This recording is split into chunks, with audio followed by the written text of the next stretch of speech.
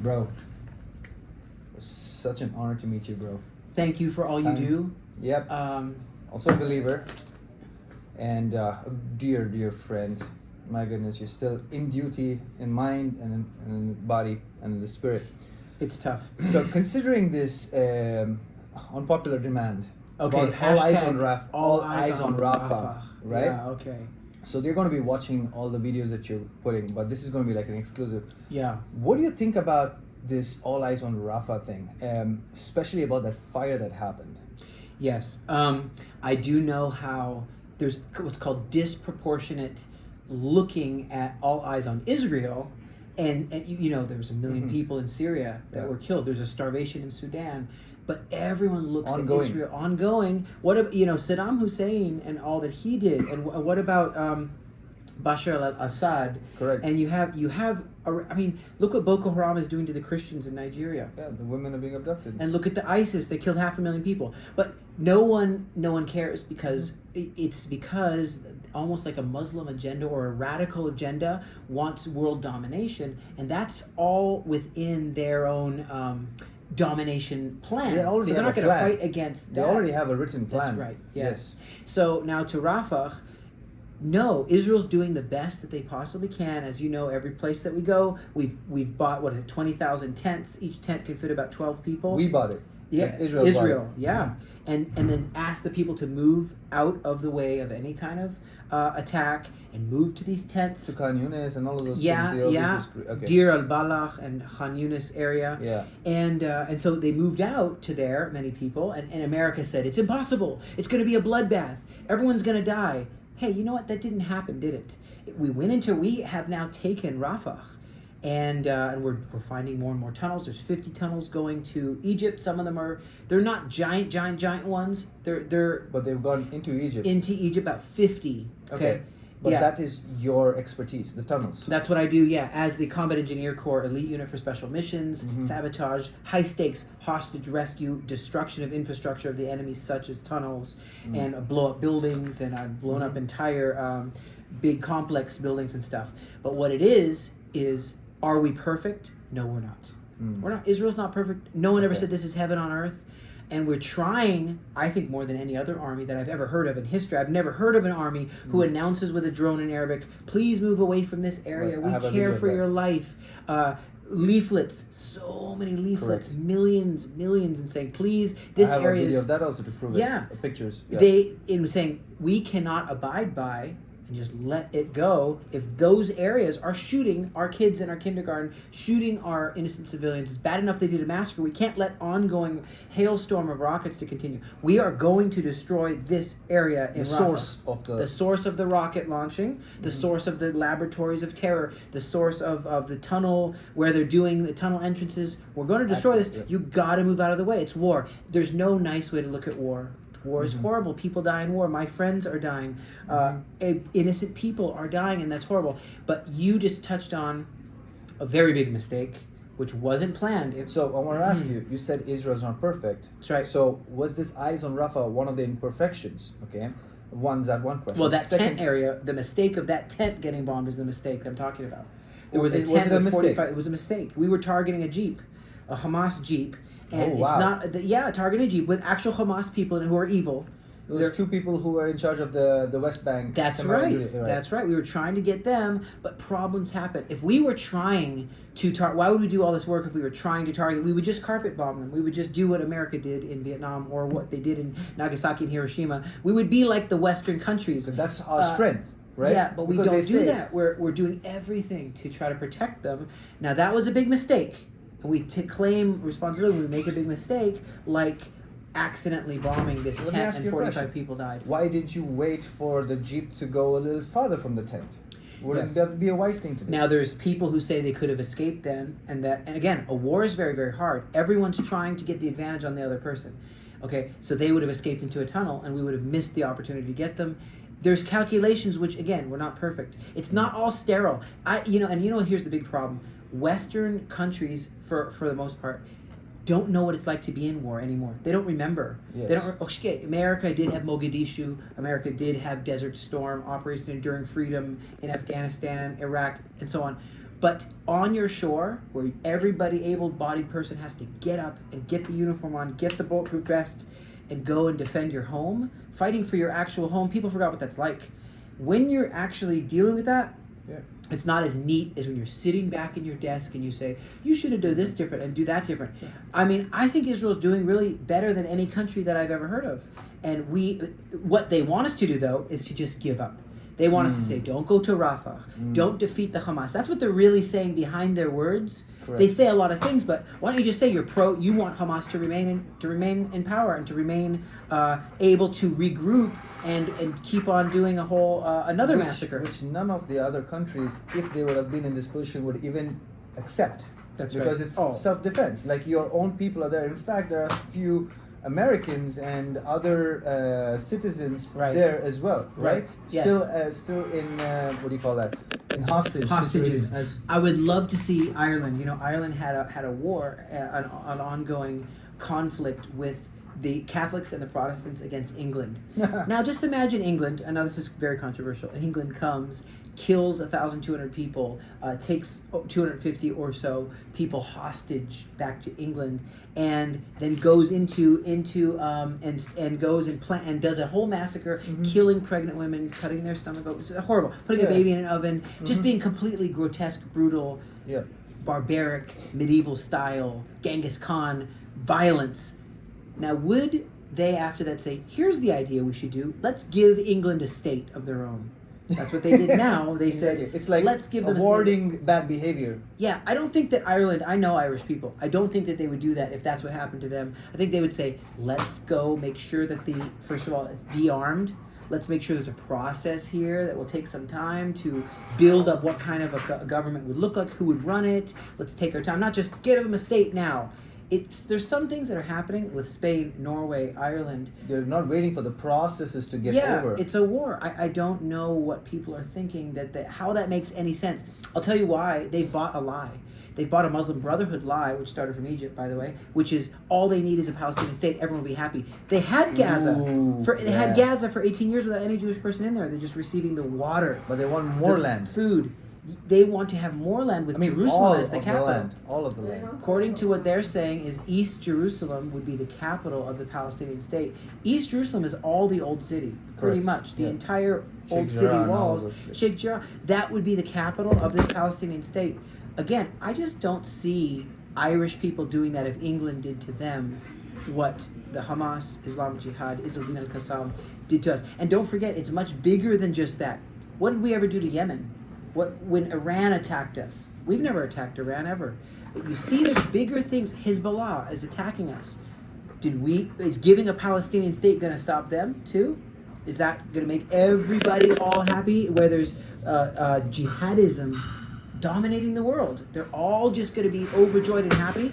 That is called putting your head in the sand. If you really think that is all going to make everyone happy. But that's another addition to that is what Muammar Ali Gaddafi spoke from Libya. Right. He said the conquest of Muslims capturing Rome, which is one of their highest priorities, because they already captured Jerusalem. Now they lost it, so it's sort of like a shame for them that they want to get it back. Correct. Which is one of the agendas. But the second one is to capture Rome and raise the flag. That's right. On Rome. So that's what happened when he was invited to Rome, and he says next is Rome. And then he says the conquest for Europe is going to be through population, which we can already see is influencing the politics right now. It's openly said, and people don't know that the whole purpose of this, they loved what they saw with the Roman Empire, and they said that's what we want for the caliphate, is to have a colonization of the whole world, a brownwashing, and just like they say whitewashing. But what it is, there's people who don't speak Arabic in Iran, but they've become forced under the fist of Islam, radical Islam.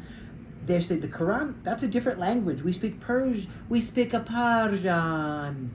We not speak Arabic. And the Arabic people say, you will speak very good. We will say to you or speak. Different accents. It's different things. But one mindset. They have dominated Iraq, dominated Syria, and they want to dominate the whole world. Now, here's the other thing. What is Jordan?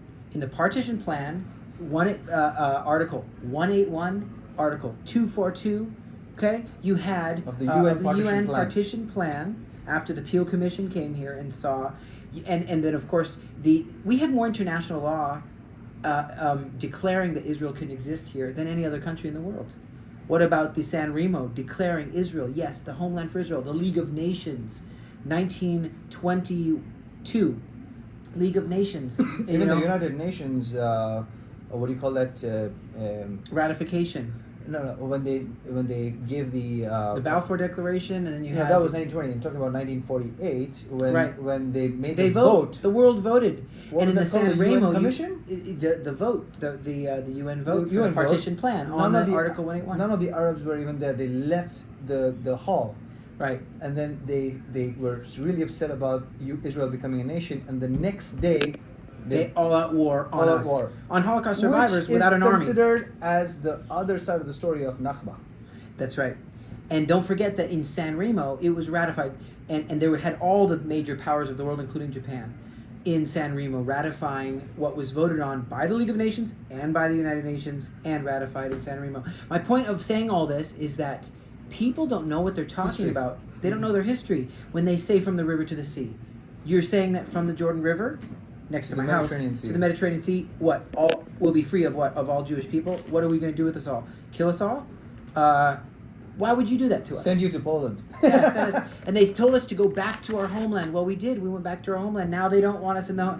People don't want us to be in the homeland. I'll tell you, it's a spiritual thing, and you could talk politics, you could talk military, you could talk theology, but really it's a spiritual thing. Do you feel like a history is repeating itself? What happened in 1948 is happening in 2024? I do feel that there never was an acceptance of Israel fully by them. Never was. It was an ongoing jihadism. I call it the Nazis on the apocalypse. Struggle. Yeah, it says jihad means internal struggle, right? Struggle. Which is similar to and the radicals Hitler's Mein Kampf. Yeah, and there's a way that they say you can look at it like an internal purification of your own. But no, it's taken as by the radicals as do everything you must until death. Or shahid, you become a martyr. A shahid, which is really a little conflagration here. You mean murderer. I know it sounds the same, martyr, and murderer, but we're talking murder if you go and kill a bunch of kids and innocent people. That's a murderer. You're not a martyr. And then the law enforcement takes you out. You become murderer. A martyr. Yeah, but you're not a martyr. That's a very strange and wrong brainwashing of murder.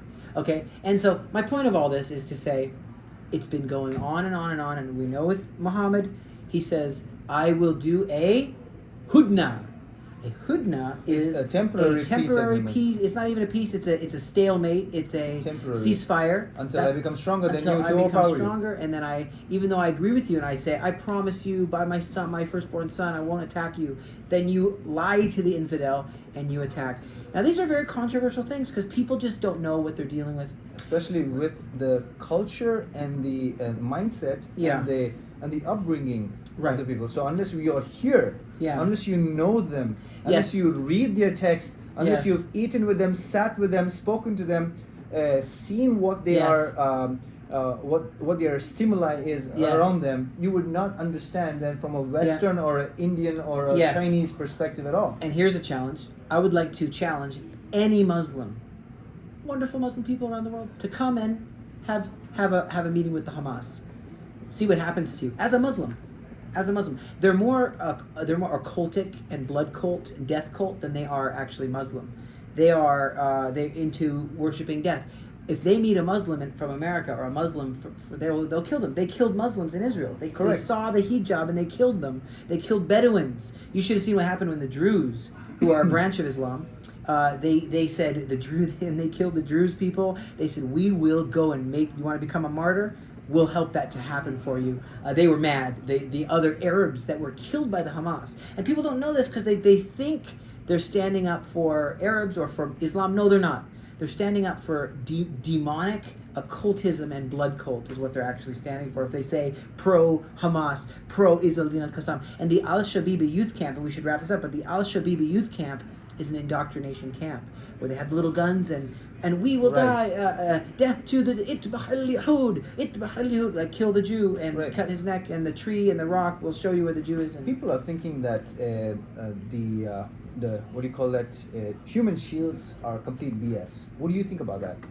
we know and we can see that they directly counter when Israel says, please move from this area so you don't get hurt. Because we know the rocket launchers are there, we have the satellite image, we have the different intel, Visint and SIGINT, and so on. Then we say, please move with all the aforementioned methods. They put out, and you can hear the commanders say, Hamas commanders, telling saying, them again, do not leave. Put the kids out there. Put the people out. Then Israel will abort because we know that they are Western minded and they don't want to hurt us. So put the kids by the rocket launchers. Put them at. Don't leave. Don't leave. In fact, you remember people were leaving. I don't know if you remember this footage. You could find. They stood in the road and blocked the exit from the area because they know that then their rocket launchers will be destroyed. And so they started shooting their own people, stealing their food, selling their food back to them at a higher price. This is called corruption on steroids and anti-Semitism on steroids. There's people who are maybe say, oh, I love lots of Jewish people, but only those ones that hate Israel. There's some Jewish people who hate Israel. They also don't understand. So I got lots of friends that are Jewish. There are some called the Neturei Karta, a very small group of Orthodox Jews. And that's a very, very small group who is, by every Jewish person in the proper world, are looked at as psychopaths. But they need to know why they hate the state of Israel. Right. The reason why those specific small group of Orthodox Jews is because they believe God can't use an unbeliever to fulfill his prophetic word. An unbeliever is David Ben-Gurion, our first prime minister, Chaim Weizmann, our first president. And so he said these are not Orthodox Jews, kosher Jews. They're secular Jews, so they can't have been the ones God used. I would say to them if I was sitting with them, I'd say, and what about King Cyrus? God used him to raise the money to build the temple, to rebuild Jerusalem. He was a Zoroastrian probably, or a Magi, where the Magi came to baby Yeshua, Jesus, from Iran, from Persia, ancient Persia. And so he was either a Magi or a Zoroastrian fire worshiper. Wow. How can God use a fire worshiper who bows down to the sun? How can God use him to build the temple? God can use anything. He can use a donkey. And that you could look at the book of Balaam in our history, in our historical documents, and you can find there was a guy called Balaam and his donkey talked to him. Not the movie Shrek, but, okay. Now my point is, I think people need to start checking out their history and not use brainless chants. You want a chant? I'll give you a chant.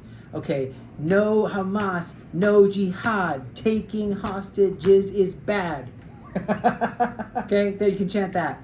But none of this other brainless chants, And I think that the more people will check out the history, and most of all realize that it's about the Bible. See for yourself. Come to the Aliyah Return Center. Yes. And we have a ministry to help both Arabic and Jewish people. Yes. They are worshiping together. Yes, which we is are. also something that they cannot comprehend. The reality here is Arabs in Israel don't want the Hamas to rule them, and the Westerners are there. These Westerners are saying, on behalf of they're going to speak on behalf of all the Arabs. All the Arabs. The Arab Israelis would be murdered by Hamas if they had a state. There's a Palestinian state. They were murdered. They were. Because they were part of Israel. They were murdered in the Nova Festival, which was a peace. The reason why I was there is because there was a lot of peace advocates that were there. And to wrap this up and to end this all, don't speak without knowledge. Come to the Aliyah Return Center. Come learn in our Ambassador Academy Discipleship School.